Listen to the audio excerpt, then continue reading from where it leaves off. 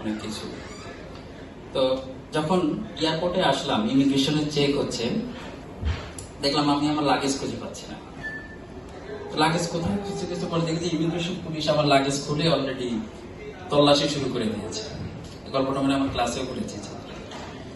তা এখন এই তল্লাশিটা খুব ভয় ভরকে গেলাম, কি ঘটনা, ইলিগাল কিছু আনলাম নাকি, মানে নিজেই কনফিউজড, এনেছি কিনা আল্লাহ জানে, এই দেশে কোনটা ইলিগাল আর কোনটা লিগাল, মাত্রই তো এই দেশে প্রবেশ করবো।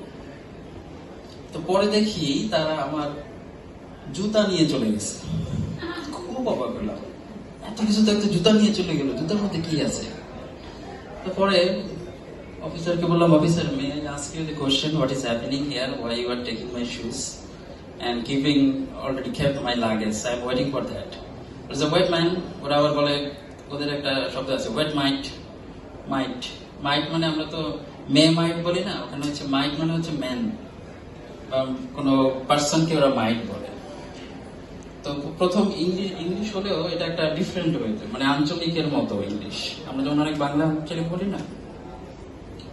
জুতা নেওয়ার পর ব্রাশ দিয়ে জুতা পরিষ্কার করছে, আমি বলতেছি এটা আমাকে দিলি, নিজের জুতা আমি নিজে পরিষ্কার করে দিতে পারি, তোমরা কেন করছো, বুঝতে পারছি না। পরে দেখলাম যে জুতা থেকে তারা মাটি নিল। বললাম যে জুতা, বাংলাদেশি গেটস বা জুতা মাটি তো থাকবে, আমরা তো মাটির মধ্যেই চলাফেরা করি। সেটা কাদা ছিল, মানে বিদেশে গেলেও তাড়াহুড়ার কারণে জুতা তো পরিষ্কার করা হয়, যেভাবে ছিল ওভাবেই প্যাক করেছি। জুতার ভিতরে কাদা ছিল, সেই সয়েল টেস্ট তারা করছে।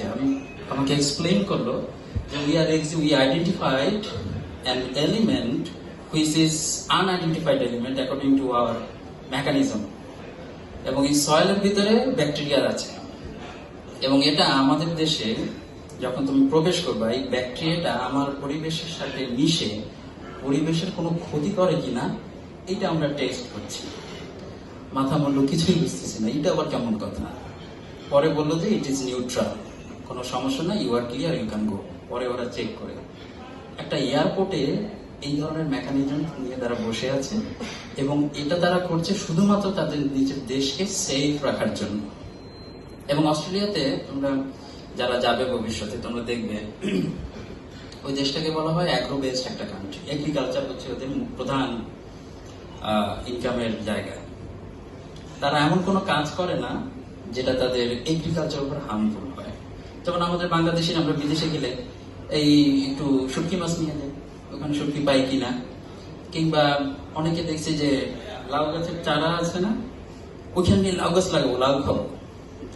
কিংবা চাইনিজরা, আমার অনেক চাইনিজ বন্ধু বান্ধবরা, ওরা লাইভ ফিশ নিয়ে নিয়েছে। মানে কিভাবে নিয়েছে আল্লাহ জানে।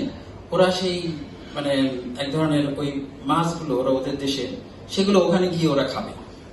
এগুলো সব এয়ারপোর্টে আটকে দেয়।